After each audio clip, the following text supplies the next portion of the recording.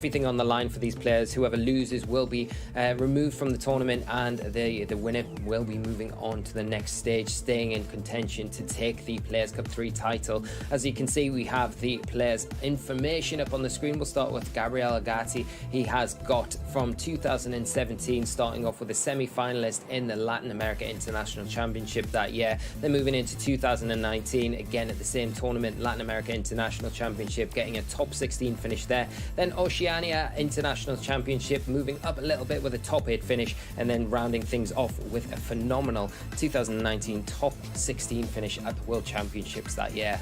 Yeah, it's amazing seeing these world finishing places, and Roberto Porretti is no stranger to that either. In 2018 was able to get top 8 at the World Championships.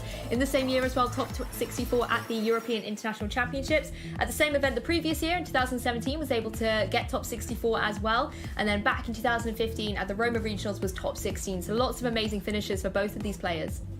Yeah, and you know the one thing that's really interesting here for me is Gabriel's change up with team, because we saw him in the regional finals kind of using and utilizing Colossal, which he's gone up against now, but kind of opting for a little bit of a change up with his team, opting for 2 ground types in his team to support that Zacian that he's still running in the Landorus and the Garchomp. So really nice to see those 2 Pokemon in particular, and they do give him nice options against something like the Colossal. You know, Colossal doesn't like facing ground types really, especially well-placed ground types, and when you've got that support with Whimsicott that can provide tailwind support and give you that additional speed boost straight off the that turn 1 point, then it makes it difficult to kind of get something like the Colossal potentially set up as well. Yeah, and I really like the choice of that Garchomp. Again, I believe Gabriel Agati is the only Garchomp user in the global finals, so it's great to be able to see it on the team. And like you said there, Lee, you know, it's a really great strategy against Pokemon like Zacian and against Pokemon like Colossal, and those are 2 of the Pokemon that Roberto has on his side of the field.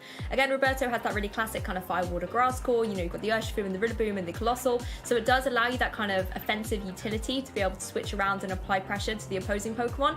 But I really want to see if this Garchomp is maybe going to be kind of the thorn in the side for his opponent. Yeah, definitely, it is going to be difficult to deal with. I mean, you know, if you're Roberto, you've got the Dragapult that helps you a little bit with the Garchomp. You know, you're going to naturally outspeed it and threaten with things like Dragon Darts that Garchomp isn't really going to want to have to really face down against. But at the same time, if you're able to kind of remove the Dragapult early on in this game, then Garchomp can really kind of come into its own and have a lot more freedom against the remaining Pokemon on Roberto's side. But, you know, we can't discount that there is a Gigantamax Colossal on one of the sides of the field, and if that does get set up, it is going to cause all sorts of problems for Gabriel to kind of function properly in this game. The Zacian doesn't want to face it, especially if the Steam Engine weakness policy gets activated, and you know, even these ground types are going to take a lot of damage from the boosted attacks in the long run, and then the residual damage on top of that is all things to consider going forward in this match. Yeah, they're both kind of 2 very hyper-offensive teams, so I want to see what the action's going to be like, Lee. Let's jump into Game 1 and see exactly what the leads are going to be from our trainers. Remember, this is the losers bracket. The winner will stay in the competition, the loser will be knocked out, and their Players Cup 3 dreams will end. For Roberto Porretti, there's going to be the Colossal and the Urshifu facing down against the Whimsicott and the Zacian for Gabriel Agati. Yeah, so straight away from Roberto, you've got the option to go for that Gigantamax with your Colossal and go for the Aqua Jet combination. With the Whimsicott, you do have access to go for Tailwind here on the first turn and get that Zacian in a nice speed point where it's probably still going to be able to outspeed the Colossal just with its phenomenal speed stat, but it does depend how Gabriel has trained the Zacian. A lot of players don't tend to go max speed on their Zacians, opting for a little bit more defense and aim for that, so it will depend on the speed stat, but I'm sure it's something that Gabriel has taken into consideration and something that Roberto needs to be aware of going into this first turn. Yep, and Roberto is going to be Gigantamaxing up the Colossal, wanting to apply that pressure straight away, particularly when you've got 2 Pokemon that don't really want to take any Fire-type attacks here, and you want to get that residual damage set as quickly as possible to break any potential Focus Sash as well. Zacian is going to go for the Behemoth Blade, going to be targeting down into the opposing Colossal there, dealing over 50% damage. Of course, Behemoth Blade is devastating. It's at +1, and it doubles in power when going into a Gigantamax or Dynamax Pokemon. That was such destruction. Urshifu is going to want to retaliate, though, with the Surging Strikes, but even with the critical hits, really not dealing as much damage as that Zacian was able to deal to its partner Pokemon on Roberto's side. So does get its critical hits, does deal some damage to the Zacian, and Colossal is going to go for that Max Flare. So really trying to get revenge on the Zacian and remove it from the field, which Roberto has successfully been able to do. Even in the face of a Tailwind, the one thing Colossal can kind of rest on is that Urshifu could potentially set up its Steam Engine in the next turn, and it can try and get revenge onto that Whimsicott as well. Yeah, the problem is for getting that strategy going, I think, for Roberto, is that the Behemoth Blade from Gabriel's Zacian has done far too much damage to be able to take advantage of the Aqua Jet. Even in the sun, I think you're probably looking at it's going to be very close to picking up the knockout, so it's very risky here, but it might be worth going for, because the kind of reward, if you are able to get that Steam Engine activated, is that you're going to probably be able to get your G-Max Volclith off and start the residual damage. So it may be worth trying to do that if you are Roberto. But I mean, if you're Gabriel, you've got the great opportunity to get your Landorus, go for the Dynamax here and really just remove the Colossal before it's able to do anything else. And you're still supported now by the Tailwind from that Whimsicott. Not too worried about the attacks from the Urshifu because of the sun being up. So yeah, it's you're sitting in not too bad a spot. Yeah, Colossal able to have its Steam Engine weak spots deactivated by the Aqua Jet. I think the Intimidate for the Landorus also helped pay off there, so the damage would be slightly less. Whimsicott, however, going to be outspeeding and going for the Moonblast, targeting straight down into that opposing Urshifu. Obviously, super effective damage, bringing it down to its Focus Sash. It's going to be also getting, its special attack drop, but Urshifu doesn't worry about that too much at all. As the Colossal does go for the G-Max Volcalith, going to be targeting down into that opposing Whimsicott, taking it down also to its Focus Sash, but critically setting up those rocks as well. So Whimsicott will be KO'd at the end of this turn, and a little bit of damage will be dealt as the Pokemon keep coming in. But Landorus is now free to go for that Earthquake, and I love this play so much from Gabriel. You get a triple knockout, even if it is on one of your partner Pokemon. The the reward that you get for taking down both of Roberto's Pokemon is amazing. Yeah, and it's a nice way to just to kind of even the scores up a little bit going into this next turn. The problem is, though, that Roberto really, you outlined it there perfectly, Lou, with the Intimidate just being enough for the Aqua Jet to be a possibility for Roberto, and then getting the Steam Engine activated allowed him to get that G-Max Volcalith off, which is just the biggest kind of thing for him to get the utility out of that Colossal going into these last few turns. And if you've got, two Pokemon you want to be facing down against the Zacian with, it's definitely two ground types that will threaten the Zacian pretty hard. Yeah, that's true. Zacian doesn't want to face down against either of these Pokemon. So Landorus from Roberto's side going to help out by giving them both an attack drop as well. Of course, the Earthquake could come out again from the Landorus on Gabriel's side, but then Garchomp might have to protect if it doesn't want to take any additional damage. But Garchomp's one of those Pokemon that can potentially take a little side Earthquake or two. I think the critical thing to mention, though, Gabriel still has access to Dynamax, Lee. Yeah, and the Tailwind is still in effect for him, so whatever he chooses to attack with here is going to be moving first. So the big thing is, I think, for Gabriel, if he can remove the Zacian here as soon as possible. But Roberto probably aware that the Tailwind's still in effect, probably wants to protect the Zacian this turn, so not going to kind of give it up as freely and try and stall out these Tailwind turns, which would probably be the best thing to do. And it does create a little bit of room for your own Landorus here, where if you've got access to something like Swords Dance, it's potentially a time to go for that, to kind of apply a little bit of pressure back to Gabriel's side of the field. Yep, that's very true. And we're going to see a Dynamax Garchomp, something we rarely get to see and love to see here in Players Cup 3, as Garchomp does go for that Max Quake. So going to be able to target down into that opposing Zacian, deal a huge chunk of damage, actually pick up the solid KO against it, despite being at -1. It's super effective. And of course, this Garchomp is running the Life Orb as well, so it's going to be able to get that extra boost and boost up special defense as well. Special defense not really needed, but it's just fun to have on your Pokemon. And of course, going to have to take its Life Orb recoil. Landorus is going to go for that Earthquake in case it was needed to pick up any additional damage against the Zacian if it's able to survive maybe at -1. The Landorus on Roberto's side is, however, going to capitalize and go for that Swords Dance. But things here get a little bit interesting, because if you go for something like an Earthquake, you're only going to hit the Garchomp. If you go for a Rock Slide, well, Landorus and Garchomp really don't mind taking those all day long.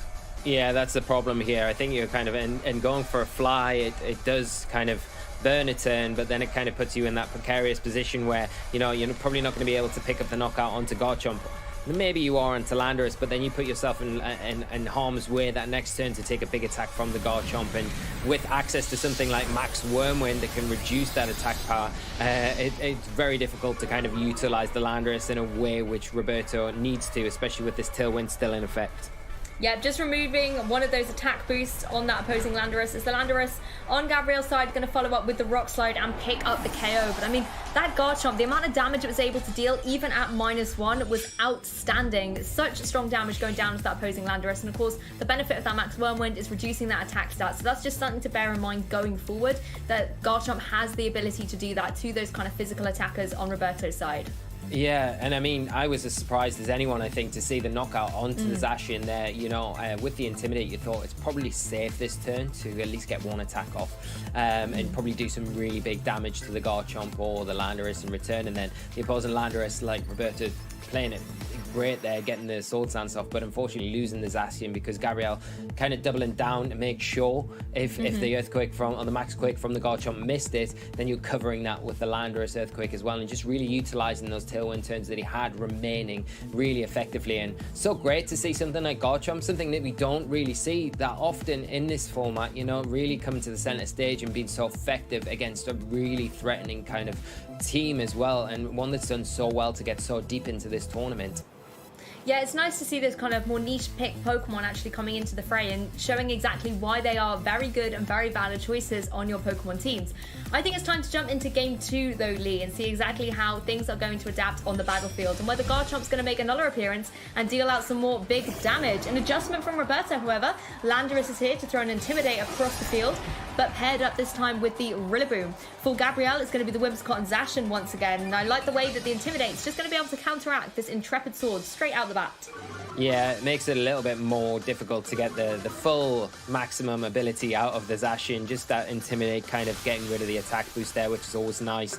The one thing that you would say, though, is from Roberto's side of the field, the grassy terrain not helping him out in this situation here, because the Earthquakes, if you do decide to go down that route with your Landorus, not going to be doing as much damage because obviously nerfed and kind of cut in half by the grassy terrain's effects here, making it difficult to kind of get the most out of Landorus this turn. But the Intimidate, like you say, really useful. Yeah, exactly, and you never know, that Landorus could be going for something like a Dynamax up, like you say, to get around the fact that that grassy terrain is hindering the Earthquake damage potential here. So the Landorus on Gabriel's side wisely switching in to throw an Intimidate right back at Roberto, taking a trick out of his playbook and just making sure that the offensive pressure isn't going to be as strong coming out from Rillaboom and the Landorus. Actually, a double switch here from Gabriel, and I see the Garchomp jumping in onto the field as well. And it's nice for Gabriel to get both of these physical Pokemon out without the risk of that Intimidate, because Landorus on Roberto's side is already on the field. Straight away, though, we're going to see the Dynamax come out, and it is indeed going to be the Landorus from Roberto's Landorus. Yeah, and it's going to put a lot of pressure onto that what was Zacian slot that's now the Garchomp. But the Garchomp coming in, going to be able to take that a lot better than what Zacian would be. So a nice switch here, and especially when you pair that up with something like the Intimidate from your own Landorus on Gabriel's side of the field, just going to reduce that damage down even more if that is what we see. But the Airstream coming out as an alternative option and just wanting to try and get that speed control going for the remainder of this match, which is probably the most smarter play right now, especially when Gabriel hasn't really been able to get that tailwind up this last turn. Just preserving the Whimsicott for later on this game, knowing how valuable that speed control was in that game one. Yeah, it's certainly very interesting. It did so much damage to that opposing Landorus, even at -1. You know, another one of those max airstreams to be able to pick up a KO against the Landorus that doesn't even get to reap the benefits from the grassy terrain, trying to pick its health HP back up a little bit. So certainly Roberto looking to be in quite a dominant position here. The Rillaboom could obviously go for some grassy glides as well and start dealing some damage, or potentially be switched out to come back in and fake out later on. Yeah, I mean, it's a nice switch here, option for Gabriel to switch the Landorus out into maybe something like Zacian if you suspect another Airstream and potentially a Grassy Glide from the Rillaboom. Zacian's a great switch in here, and it means that you get Zacian back onto the field where it does have that Intrepid Sword boost, and it really can start putting a little bit of pressure back on Gabriel's side of the field. You've got to think as well that he does have Garchomp. If he does decide to go Dynamax here with the Garchomp, he does have Max Wormwind that can do not only big damage, but it can also start reducing the attack power alongside the already Intimidate that's been dropped from the Landorus Therian.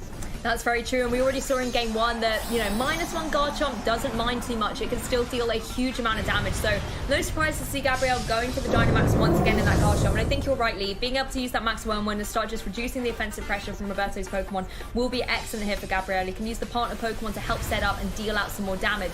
Landorus is going to go for that Max Airstream into the Whimsicott that has switched in, because Whimsicott is carrying that Focus Sash. It is going to be able to hang on, and unless Roberto has maybe doubled up into that slot, Whimsicott is going to be in a great position situation to go for something like a Tailwind in the next turn. The Rillaboom, however, is going to have something to say about it and goes for that Wood Hammer into the Garchomp, boosted up by the grassy terrain, and the Miracle Seed as well does a decent chunk of damage, but Garchomp being able to take that reasonably well in this situation and firing back in retaliation that max Wormwind. And I think that's the critical thing here. You remove the Rillaboom from the field, you don't have to worry about any priority grassy glides or fake out later on in the game, and you reduce the attack stat on that Landorus. That's exactly what Gabriel wants here. Weakened opponent and a potential Tailwind setup in the next turn. Yeah, it's a really well-timed turn here, removing, like you say, the grassy glide threat that could be the one thing that could prevent you from setting up that Tailwind with your Whimsicott the next turn, and allowing him to be in a position where he's going to be able to get that active, and whatever comes in next to the Landorus here is going to be really, you know, like really threatened by the Garchomp, because it's going to be able to go for another max Wormwind again and really just neutralize the Landorus and take that attack stat down once again, making it really not very effective. And still, you know, Gabriel, if he does lose something like the Whimsicott here, because obviously with the Urshifu coming onto the field now, there is another priority threat in Aqua Jet that could come out onto the Whimsicott that could potentially remove it from the field, making it difficult to utilize that Tailwind. So he might need to rethink his turn, go for the Landorus here, but you know, the Garchomp's still in a good spot to really get some big damage onto that Urshifu and concentrate down on that rather than the Landorus going into this next turn. Yeah, the poor Whimsicott, we keep hyping up that it can go for Tailwind, and then Roberto's just like, wait a second, I got some priority of my own here that can apply that pressure. And so Gabriel wisely getting it in off out the battlefield and bringing that Landorus back in, throwing down Nuller Intimidate. Even if Landorus does go down in this situation, I think being able to weaken the Pokemon on Roberto's side here and really stopping this Dynamax Landorus from being able to deal them damage that it wants to use with its max moves could be excellent here. The Aqua Jet was indeed coming out from the Urshifu. It's going to go into that Landorus. It's going to be able to take it. You know, it's got the potential there thanks to having the Intimidate going down that was able to survive, and Garchomp able to survive this max Airstream as well. Of course, Roberto is boosting up the speed on the side of the field. That Landorus is incredibly speedy, and Urshifu gets a cheeky speed boost as well. But it means Garchomp is free to go for that max Wormwind once again, targeting down into that Urshifu, doing a huge amount of damage, not picking up a KO, but again, let's just throw another attack drop in there against these physical attackers. Yeah, it's phenomenal the damage the Max Wormwind does with that Life Orb damage, the Life Orb boost on the Garchomp. It's really hits these Pokemon with such big damage, and considering it is still -1, you can imagine what the attack power would be like if it was just neutral as well. So it's doing so much work here for Gabriel, and he's still got one more turn this Dynamax to take advantage of. So able to get rid of the Urshifu if he wants to here, which will free up the Whimsicott to kind of come in that next turn when the Aqua Jet isn't an issue anymore, because that's the big thing for Gabriel. He needs to remove these priority threats to get the Whimsicott onto the field, to get the Tailwind, to really utilize the Zacian in the last few turns of this game. Yeah, well, the Landorus just going to jump out in place for the Zacian here, so the Intrepid Sword boost is going to go up. Of course, if maybe this Garchomp has predicted this could be destruction on the field. But Urshifu going to go straight away for the Aqua Jet, get the clean KO into that opposing Landorus. It's a nice call to make, because even if the Whimsicott was to come back, you know you're going to be able to pick up the KO against it, and it's just good to remove that threat from the field. Garchomp is indeed going to go here for the Max Quake, and it's going to go down into that opposing Urshifu, remove it. Like you said, Lee, the Whimsicott doesn't want any of those priority moves hanging about, so now it's safe to come into the field and go for something like a Tailwind. The fact that Roberto switched out that really boosted Landorus means that all those speed boosts have gone. Also, obviously, the attack drops have gone as well, but Whimsicott's going to set up the Tailwind, and the speed will be on Gabriel Agati's side. Yeah, and that's a big thing, you know, and having a Garchomp as well really helps out with that. Unfortunately, it is going to be going down to -2 now with the Landorus coming onto the field, but you can utilize Garchomp maybe here to just get some damage onto, you know, maybe the Zacian here if you want, or maybe even protect it here. Get your Tailwind up and then get Zacian in alongside it. Just let Whimsicott go down this turn, and then you've got at least Zacian and Garchomp on the field. But the problem is leaving room for that Zacian here. It could potentially set up a substitute, and that's not something we want to be contending with going into the next turn, regardless of a Tailwind or not. Yeah, substitute can be so disruptive, and of course open team sheets. Gabriel Agati is going to be well aware that that is an option for Roberto to have on his side of the field. You do not want to have that happen, because particularly with Zacian, if it's in a position where it can't be intimidated, it's going to keep that Intrepid Sword boost and just start dealing huge damage. Whimsicott able to finally get that Tailwind up, safe from any priority damage, and Garchomp going to capitalize and go for that Rock Slide. Not dealing a lot of damage, but could potentially get a flinch here or there against the Pokemon. Actually deals almost the same amount of damage in return thanks to its Life Orb recoil, and Zacian able to come through and go for the Behemoth Blade, targeting down into that opposing Garchomp. The one thing that is nice about this for Gabriel, though, is now able to bring in the Zacian from the back. The Garchomp was at -2. Now Zacian gets to come in free, undamaged, and get that boost. Oh, and the Landorus flinches as well. Yeah, and that's a big turn here, meaning Gabriel's still got the Whimsicott to utilize this next turn. Concentrate maybe a little bit more down onto the Zacian rather than having to worry about the Landorus too much, because you could potentially double into the Landorus this next turn if you're Gabriel, knowing that a Moonblast and a Behemoth Blade will be easily enough to take it down, or and it's more likely that the Zacian on Roberto's side maybe protects in this situation. So the open team sheets make this a lot easier though to approach, because you know the options that the opposing Zacian's got and what the opposing Landorus has got.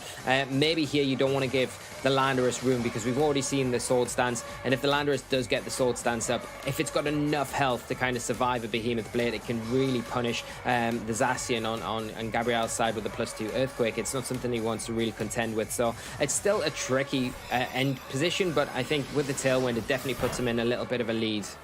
I think you make a great call, Hilly. We wanted to try and remove the threats from the field. The Zacian's going to go for the Behemoth Blade, going to be able to target down into that opposing Landorus and just remove it from play. Open team sheet showing that Landorus doesn't have the opportunity to be able to protect there, so it would just be sitting so vulnerable to such a devastating attack.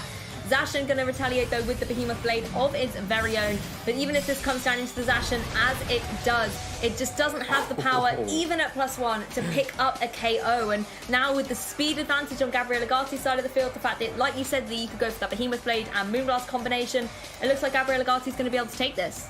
Yeah, you would think just even if the Zacian's able to take this, the Moonblast from the Whimsicott probably going to be enough just to kind of tip it over the edge. And with that Tailwind, with access to that now, even these protects don't really matter. You're kind of just prolonging the outcome of this game for Roberto, and Gabriel just really utilizing the tools that he has access to and the speed control, and kind of a very similar kind of restricted end game here very well, and kind of going to be able to progress on in this match. But yeah, just a really nice way to see a use of Garchomp here, because the work that it's put in this match has just been phenomenal, and it's a bit of the unsung hero. It's not here to kind of close the match up for Gabriel, but the work that it put in earlier on was just phenomenal. Yeah, it doesn't close up the match, but Zacian will be able to take that honor, going for the Behemoth Blade into its opponent, Zacian, and just being able to close up the game for Gabriel. So amazing play from both of these players, but Gabriel Agati is going to stay in the competition, winning this losers round 3 match. Yeah, incredible game there from Gabriel, and really dominant, and